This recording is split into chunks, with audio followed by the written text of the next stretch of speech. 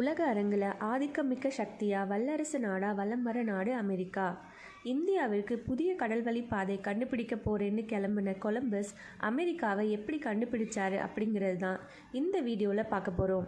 வீடியோக்குள்ளே போகிறதுக்கு முன்னாடி இந்த சேனலை நீங்கள் இன்னும் சப்ஸ்கிரைப் பண்ணலைன்னா சப்ஸ்கிரைப் பண்ணிக்கோங்க. இந்த மாதிரி பயனுள்ள தகவல்கள் கொண்ட வீடியோஸ் உங்களுக்காக காத்திருக்கு. வாங்க வீடியோக்குள்ளே போகலாம். கிபி 1400களில் ஐரோப்பிய நாடுகள் ஒருத்தருக்கொருத்தர் போட்டி போட்டுக்கிட்டு இந்தியாவிற்கு புதிய கடல்வழி பாதை கண்டுபிடிக்கிற முயற்சியில் இருந்தாங்க.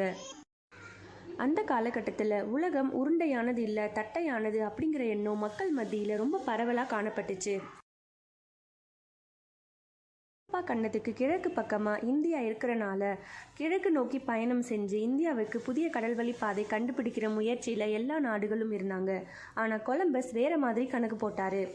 அவருடைய கணக்குப்படி மேற்கு நோக்கி பயணிச்சா இந்தியாவுக்கு ரொம்ப சுலபமாக போயிடலாம் அப்படின்னு நினச்சாரு. அது மட்டும் இல்லை, உலகம் உருண்டையானது அப்படிங்கிறத கொலம்பஸ் ரொம்ப ஸ்ட்ராங்காக பிலீவ் பண்ணார். தன்னுடைய மேற்கு நோக்கின பயணத்தின் மூலமாக இந்த உலகத்துக்கு 2 விஷயங்களை அவர் ப்ரூவ் பண்ண நினச்சாரு.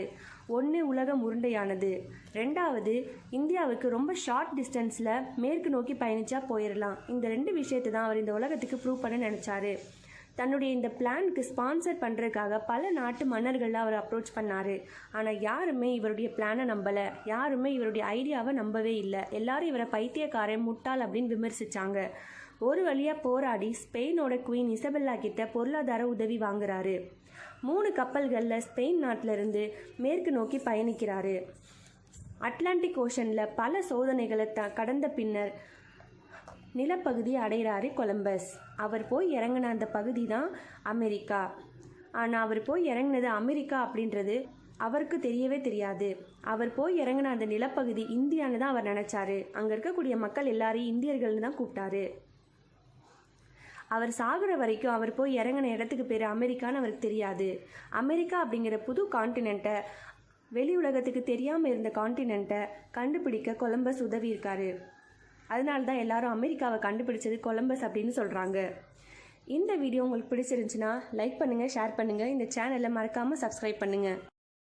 Trade began between the two parties, but it was clear that the Taino did not possess the fabled riches of East Asia. However, some of them wore gold as jewelry. Columbus was hungry for gold to bring back to Spain. He wandered around searching for a large amount of gold until the Santa Maria crashed into a reef on Hispaniola. Columbus left 39 men at the site to build a colony. He promised he would return for them and sailed back to Spain. When he arrived in Europe, Columbus was famous. He had sailed into the unknown and returned to tell the tale. He brought back many things to show the Spanish king and queen, including Tainos he had kidnapped. But he did not bring enough gold, so Ferdinand and Isabella equipped Columbus with 17 ships for his second voyage and named him governor of all the lands he discovered. Columbus was an excellent sailor.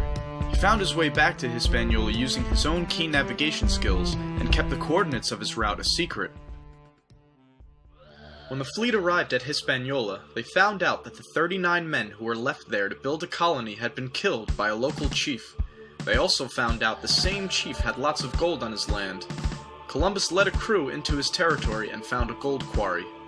The chief was angered by the arrogance of these invaders, and soon fighting broke out. To intimidate the chief, Columbus captured 3 of his captains and beheaded them in public. This enraged the Tainos and disturbed many of the Spanish. To make things worse, there was soon no gold left to mine. Columbus sent letters back to Spain on a ship and exaggerated the amount of gold that was found.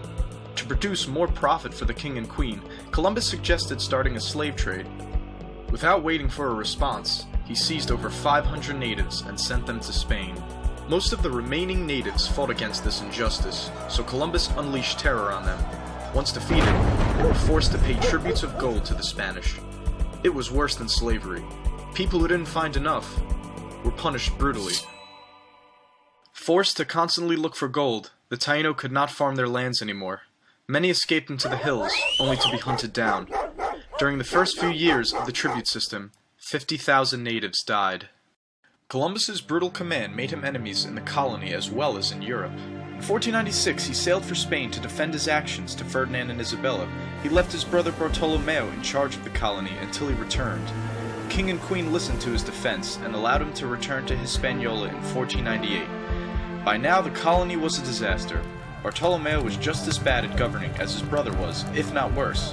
A rebellion had begun among the Spanish, and soon the king and queen sent a royal investigator to assess the situation. He put the Columbus brothers on trial.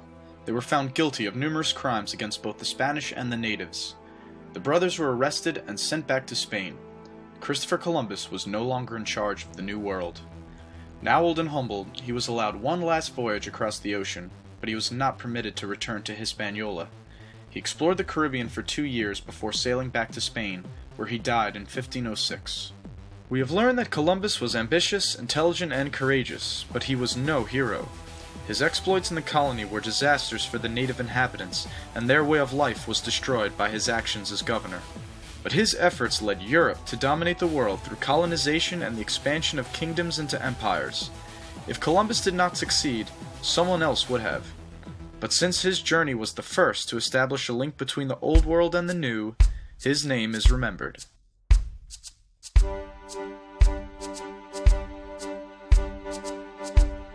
ஆண்டு அமெரிக்காவின் கென்டக்கியில் தச்சர் ஒருவரின் மகனாக பிறந்தார் Abraham Lincoln. தனது சிறு வயதில் new Orleans என்ற நகரத்தில் உள்ள சந்தைக்கு சென்றபோது கருப்பினத்தவர் அடிமைகளாக விற்கப்படுவதைக் கண்டு நிறவெறியை ஒழிக்க உறுதி பூண்டார். அரசியல் வெற்றி மூலமாக மட்டுமே கருப்பினத்தவர்களுக்கு விடுதலை என்பதை உணர்ந்த அப்ரஹாம் லிங்கன் 1834 ஆண்டு தமது 25வது வயதில் முதலாக இலினோய் மாநில சட்டமன்ற பதவிக்கு போட்டியிட்டு வெற்றியும் பெற்றார். அதன் தொடர்ச்சியாக பல தேர்தல் தோல்விகளை சந்தித்த லிங்கன் இறுதியாக 1860 ஆண்டு அமெரிக்க அதிபர் தேர்தலில் போட்டியிட்டு வெற்றி பெற்றார். 1863 ஆண்டு ஜனவரி 1ஆம் தேதி அன்று அப்ரஹாம் லிங்கன் அமெரிக்க மாநிலங்களில் அடிமைகளை நிரந்தரமாக விடுவிக்க விடுதலை பிரகடனம் ஒன்றை வெளியிட்டார். இதற்கு அமெரிக்க தென் மாநிலங்கள் எதிர்ப்பு தெரிவித்ததால் உள்நாட்டு போர் வெடித்தது. 4 ஆண்டுகள் நடந்த அந்த போரில் தென் மாநில படைகள் தோற்கடிக்கப்பட்டதால் லிங்கனின் விடுதலை பிரகடனம் நடைமுறைக்கு வந்தது. 1865 ஆண்டில் அமெரிக்காவில் அடிமைத்தனத்தை ஒட்டுமொத்தமாக ஒழிக்க வேண்டும் என்ற தீர்மானம் அமெரிக்க நாடாளுமன்றத்தில் 2/3 பங்கு பெரும்பான்மையுடன் நிறைவேற்றப்பட்டது. 1865 ஆண்டு ஏப்ரல் 14ஆம் தேதி புனித வெள்ளிக்கிழமையன்று அமெரிக்கன் கசின் என்ற நாடகம் பார்க்க சென்ற லிங்கனை ஜான் வில்ஸ்பூத் என்ற ஒரு நடிகர் சுட்டான். மறுநாள் காலை 56 வயதான லிங்கனின் உயிர் பிரிந்தது. அமெரிக்கா இது மட்டும் பத்தாது, வார் மட்டுமே ஒரு சொல்யூஷனா இருக்காது. ஏன்னா 2 தடவை சண்டை போடலாம், பட் ஓரளவுக்கு மேல நம்ம சண்டை போட முடியாது. வேர்ல்டு வார்ங்கிறது நிறைய செலவெல்லாம் இருக்குங்கிறதுனால அமெரிக்கா என்ன பண்றாங்கன்னு பாத்தீங்கன்னா வித்தியாசமான ஆர்கனைசேஷன்ஸ் ஆரம்பிக்கிறாங்க. ஃபார் எக்ஸாம்பிள் வேர்ல்டு பேங்க் ஆரம்பிக்கிறாங்க, யுனைடெட் நேஷன்ஸ் ஆரம்பிக்கிறாங்க. இதுக்கு ஐரன் என்னன்னு பாத்தீங்கன்னா உலகத்திலே ரொம்ப பவர்ஃபுல்லான யுனைடெட் நேஷன்ஸ் சொல்றோம். யுனைடெட் நேஷன்ஸே அமெரிக்கால தான் இருக்கு. அது வேற எங்க வேணாலும் இருந்திருக்கலாமே, ஏன் அமெரிக்கால இருக்கு? ஏன்னா அவங்க டாமினன்ஸை காமிக்கணும்னு நினைக்கிறாங்க. சோ அங்கதான் இதெல்லாமே வச்சிருக்காங்க. இப்படி முதல்ல வார் வழியா நம்மளுக்கு டாமினன்ஸ் காமிச்சிட்டு இருந்தாங்க. எந்த அளவுக்குன்னு பாத்தீங்கன்னா வேர்ல்டு வார் 1 அப்பமோ வேர்ல்டு வார் 2 அப்பமோ உலகத்துல இருக்க எல்லா கண்ட்ரிலயுமே ஜிடிபி கம்மியாச்சு. ஏன்னா எல்லா இடத்துலயுமே லாஸ், எல்லா இடத்துலயும் மக்கள் இறந்து போயிருக்காங்க, எல்லா இடத்துலயும் காசு செலவாயிருக்கு. ஆனா அமெரிக்கா மட்டும் மேலே ஏறி இருக்காங்க. ஏன்னா அங்க இருந்து தான் எல்லா வெப்பன்ஸையும் வாங்கவே செஞ்சாங்க. அவனுக்கு ஆப்போசிட்டா சண்டை போடுறவங்க கூட அமெரிக்கா கிட்ட இருந்து வெப்பன்ஸ் வாங்கி சண்டை போட்டாங்க அவங்க கிட்டே. சோ அந்த அளவுக்கு ஒரு மிகப்பெரிய பிசினஸ் டாமினன்ஸ். சோ மொத்த வீடியோ சின்னதா கம்ப்ரமைஸ் பண்ணணும்னா முதல்ல லேண்ட், மிகப்பெரிய லேண்ட் வேணுங்கிறதுக்காக நிறைய இடத்த வாங்கினாங்க.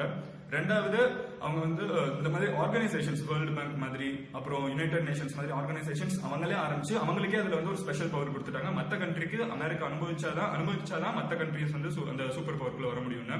சோ இல்லாத ஒரு சூப்பர் பவரை இவங்களே உருவாக்குனாங்க. சோ மூணாவது விஷயம் என்னன்னு பாத்தீங்கன்னா பிசினஸ். சோ இந்த பிசினஸ்ல ஒரு விஷயத்துல இப்போ உலகத்துல நடக்கிற முக்காவாசி வார்ல நம்ம யூஸ் பண்றது அமெரிக்கன் எக்யூப்மெண்ட்ஸ் தான். எல்லாருமே அமெரிக்கா கிட்ட இருந்து வாங்கி தான் அமெரிக்கா கிட்டே சண்டை போடணும், வேற யாரு கூட வேணாலும் சண்டை போடணும். அமெரிக்கா என்னதான் பீஸ் லவிங் கண்ட்ரி அப்படி இப்படின்னு பேசினாலுமே அவங்க பிசினஸ் ரொம்ப ஸ்ட்ராங்கா இருக்காங்க.